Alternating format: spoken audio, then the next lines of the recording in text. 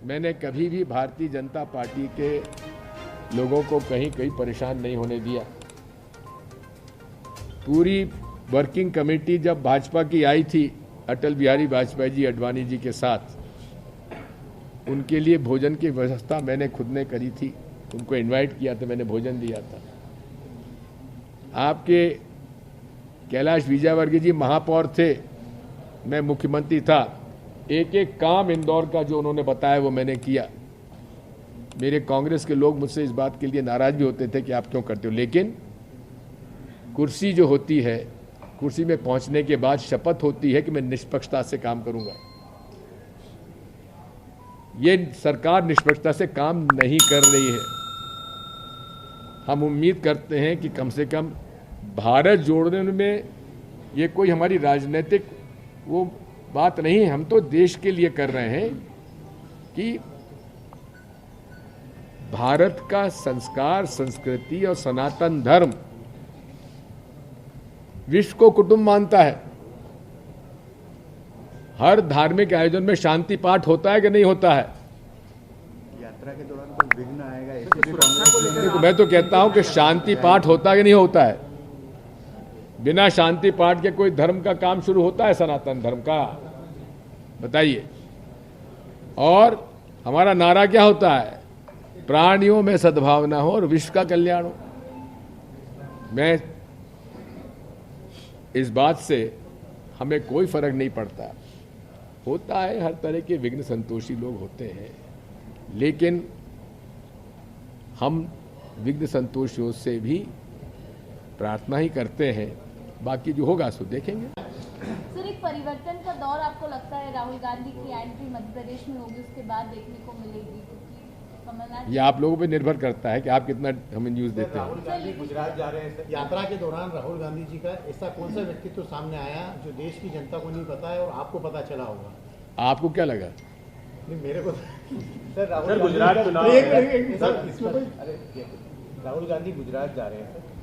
हिमाचल वो नहीं गए थे, इसको लेके भाजपा ने उनकी आलोचना की। तो क्या आलोचना का जवाब देने जा रहे हैं? क्यों आलोचना? देखो, ऐसा है, भाजपा ने आलोचना के लिए राहुल गांधी को क्यों चुना? इसलिए चुना क्योंकि एक महीने के अंदर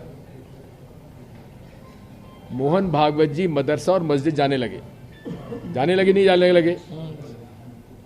थोड़े दिनों में मोदी जी भी टोपी पहनने लगेंगे। विदेशों में तो पहन रहे हैं, सऊदी अरब जाते हैं, वहां जाते हैं मुस्लिम देशों में तो वहां टोपी लगा लेते हैं, भारत में नहीं आके लगाते, वो भी लगाने लगेंगे। स्वयं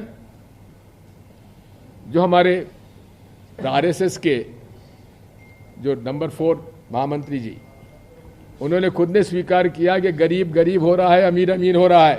कहा था कि नहीं कहा था? कहा था कि नहीं कहा था? ये 2 महीने के अंदर इतना असर हो गया।